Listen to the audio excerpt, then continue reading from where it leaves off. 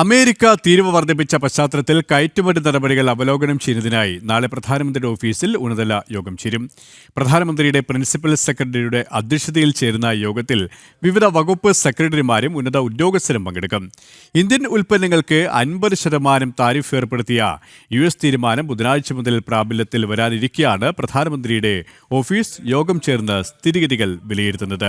വിഷയത്തിൽ ഏറെ പ്രത്യാഘാതവും നേരിടാൻ തയ്യാറാണെന്നും ഇന്ത്യൻ ഉൽപ്പന്നങ്ങൾക്ക് ലോകവിപണിയിൽ മികച്ച മൂല്യം ഉറപ്പാക്കുമെന്നും പ്രധാനമന്ത്രി വ്യക്തമാക്കിയിരുന്നു. ഇവരുമായി ജിഷ്ണു കൃഷ്ണൻ ജിഷ്ണു, പ്രധാനമന്ത്രി പ്രിൻസിപ്പൽ സെക്രട്ടറിയുടെ അധ്യക്ഷതയിലാണ് യോഗം ചേരുന്നത്.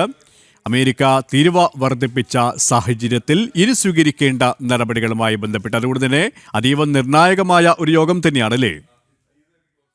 നാളെ പ്രധാനമന്ത്രിയുടെ പ്രിൻസിപ്പൽ സെക്രട്ടറിയുടെ നേതൃത്വത്തിൽ ഉന്നതതല യോഗം ചേരും എന്നാണ് നിലവിൽ റിപ്പോർട്ടുകൾ പുറത്തുവരുന്നത്. അമേരിക്ക ഭാരതത്തിനെതിരെ 50% മുകളിൽ തീരുവ ഏർപ്പെടുത്തിയ വിഷയത്തിൽ അധിക തീരുവ പ്രാബല്യത്തിൽ വരാനിരിക്കെയാണ് ഭാരതത്തിന്റെ ഉൽപ്പന്നങ്ങൾ കയറ്റുമതി ചെയ്യുന്നതുമായി ബന്ധപ്പെട്ട് കയറ്റുമതി നടപടികളുമായി ബന്ധപ്പെട്ട കാര്യങ്ങൾ വിലയിരുത്തുന്നതിനായി പ്രധാനമന്ത്രിയുടെ ഓഫീസ് ഉന്നതതല യോഗം ചേരുന്നത്. നിലവിൽ ഈ അധിക തീരുവയിൽ അമേരിക്കയിലേക്ക് കയറ്റുമതി ചെയ്യുന്നതിന് പകരം തന്നെ അമേരിക്കക്കപ്പുറത്തേക്ക് മറ്റ് ലോക വിപണിയിൽ ഭാരതത്തിന്റെ ആഭ്യന്തര ഉൽപ്പന്നങ്ങൾക്ക് മികച്ച മൂല്യം കണ്ടെത്താനുള്ള ശ്രമമാണ് ഭാരതം നടത്തിക്കൊണ്ടിരിക്കുന്നത്. അത് കഴിഞ്ഞ ദിവസം കേന്ദ്ര വിദേശകാര്യമന്ത്രി S. ജയശങ്കറും വ്യക്തമാക്കിയിരുന്നു. ഭാരതത്തിന്റെ ഉൽപ്പന്നങ്ങൾ ഇഷ്ടമുള്ളവർ മാത്രം വാങ്ങിയാൽ മതി, അതിനപ്പുറത്തേക്ക് ലോക വിപണിയിൽ ഭാരതത്തിന് ഇടമുണ്ട്, വ്യക്തമായ ഇടമുണ്ട് എന്ന് വിദേശകാര്യമന്ത്രി വ്യക്തമാക്കിയിരുന്നു. എന്നിരുന്നാൽ പോലും US-ഉമായുള്ള വ്യാപാര ബന്ധവും നല്ല രീതിയിൽ മുൻപോട്ട് കൊണ്ടുപോകാനാണ് ഭാരതം ആഗ്രഹിക്കുന്നത്. ചർച്ചകൾ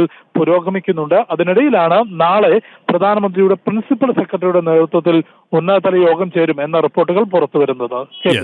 ഡൽഹിയിൽ നിന്നും ജിഷ്ണു കൃഷ്ണനാണ് വിവരങ്ങൾ നൽകിയത്.